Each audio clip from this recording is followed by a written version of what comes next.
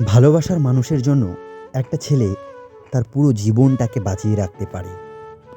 তবে কজন মেয়ে ভালোবাসার মানুষটাকে পাওয়ার জন্য তার পরিবারের সাথে লড়াই করে? এরকম মানুষ খুবই কম পাওয়া যায়।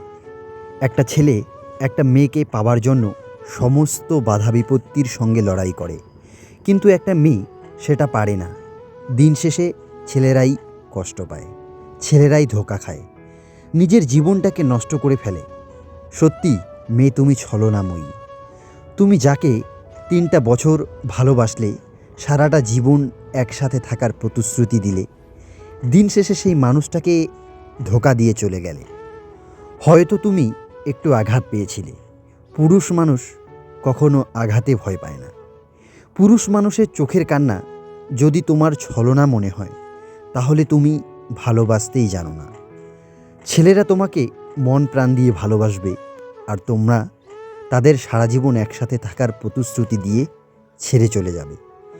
আসলে বন্ধু, তোমার কাছে যদি পকেট ভর্তি টাকা থাকে, সুন্দর একটা বাইক থাকে, মেয়ের পিছনে টাকা খরচ করতে পারো, তাহলে তোমার ভালোবাসা সব থেকে সুন্দর।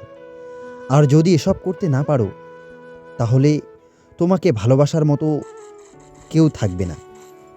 আসলেই নারী, তুমি ছলনাময়ী। একটা মেয়ে তোমাকে মন প্রাণ খুলে বলবে তোমাকে ভালোবাসি, তোমাকে জড়িয়ে ধরে কান্না করে বলবে তোমাকে ভালোবাসি, তোমাকে কখনো ছেড়ে যাব না। তবে দিন শেষে তোমার বেকারত্বের কথা সামনে রেখে পরিবারের দোহাই দিয়ে তোমাকে ছেড়ে চলে যাবে। আসলে আমি বলবো, ভালোবাসার আগে তার সাথে বুঝে নেওয়া উচিত যে আমার বেকারত্বের দোহাই দিয়ে ছেড়ে যাবে কিনা। নারী, তুমি আসলেই ছলনাময়ী। তুমি সবসময় তোমার নিজের জীবনটাকে সাজানোর জন্য মরিয়া হয়ে গিয়েছিলে। একটা ছেলে যদি তোমাকে সারা জীবন পাশে থাকার প্রতিশ্রুতি দেয়, তাহলে সেই ছেলে কখনোই তোমাকে ছেড়ে যাবে না। যতই পরিবারের চাপ থাকুক, ছেলেরা সেটা মেনটেন করে তোমাকে নিয়েই জীবন কাটাবে। হ্যাঁ, এটাই ছেলে মানুষের ভালোবাসা।